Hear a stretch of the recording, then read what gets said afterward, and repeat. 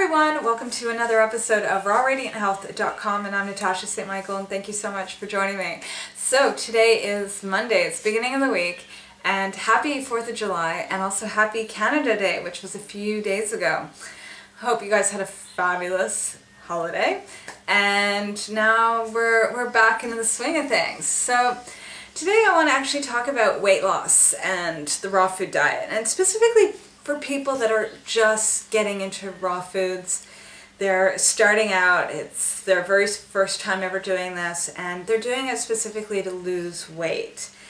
And I want to sort of address an issue that comes up a lot, and this is something I get a lot of emails about, where people write to me saying that they want to do the raw food diet, they want to lose weight, and they're successful maybe for a day or two, but by day 3 they seem to fall off the diet.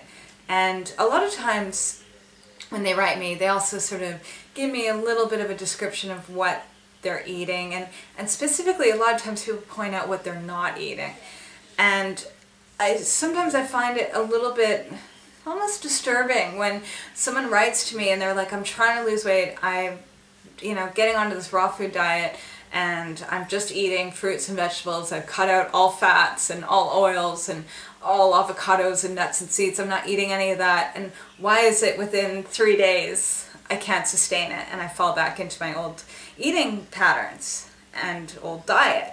And a lot of times, for me it's like red light right there. Like, raw food diet already is very limiting, okay? We all know that it's like someone going from like a standard conventional diet of eating fast food or just eating any kind of cooked food, going from that to a raw food diet where all you're eating is fruits and vegetables, nuts, seeds, sea vegetables, oils, cultured food.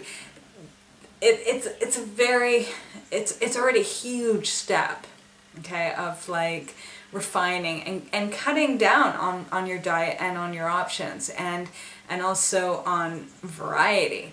That when people start, like when they first get onto a raw food diet and they're already cutting out nuts and seeds and avocados and oils and fats, that's major. And it's a little bit too much, and it's not a well-rounded diet. To be able to sustain yourself for the long term on just eating fruits and vegetables, not many people can do it, and it's not necessarily healthy for people either. You do need healthy fats for your diet, and that's why people run into all these issues where they're just kind of like, why can't I do this for more than 3 days? Well, it's because your diet's not well-rounded enough. I mean, for your body to actually be able to function, for your brain to function, for your to be able to live, you need to be having carbohydrates, you need to have proteins, you need to have healthy fats. These are crucial nutrients. So in the beginning, especially when you're first getting onto a raw food diet, this is not the time to be like, okay, well, the raw food diet's, fruits, vegetables, nuts, and seeds, and well, I'm just going to cut it even more and just make it a raw food diet of fruits and vegetables and no nuts and seeds. I mean, to be doing that, especially in the beginning, it's almost like, to be honest, you're almost setting yourself up for disaster, because within a few days your body is going to be like, I need these healthy fats. I need these fats in order for my body to function, in order for my brain to work, in order to produce healthy hormones, all of that. So in the beginning, I'm going to be very strict and say, if you're first starting out on a raw food diet, you should be having a whole wide array and variety of foods. You should be having fruits, you should be having vegetables, greens, sprouts, nuts, seeds, healthy oils. I mean, these things are all good for you. They're all going to support you in good health. Obviously, if you have an allergy or a food sensitivity, then obviously you shouldn't be eating these things, because that will cause you more harm than good.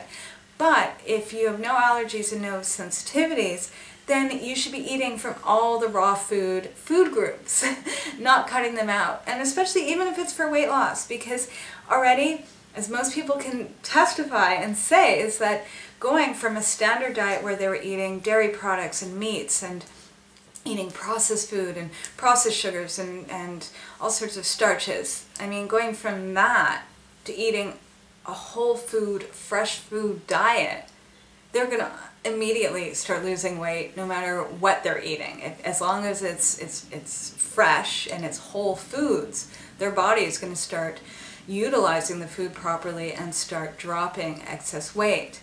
Now, over the long term, let's say it's been a few months and you're starting to adjust to the diet, you're used to it, you like it, you know how to make your food, you know what to eat, and you want to continue to lose weight, then you might start making some adjustments. You might start cutting down on certain foods and look over your diet and refine things. But that's later on. That's not like the first few weeks that you're doing a raw food diet. It might not even be the first few months. It might not even be the first few years, that really, if you want to do something for the long term, it's not about cutting out even more. It's really about, first of all, getting yourself stabilized, getting yourself getting it down, getting used to it, learning how to make the food, enjoying the food, experimenting with the food, and just sort of integrating the lifestyle into your daily life.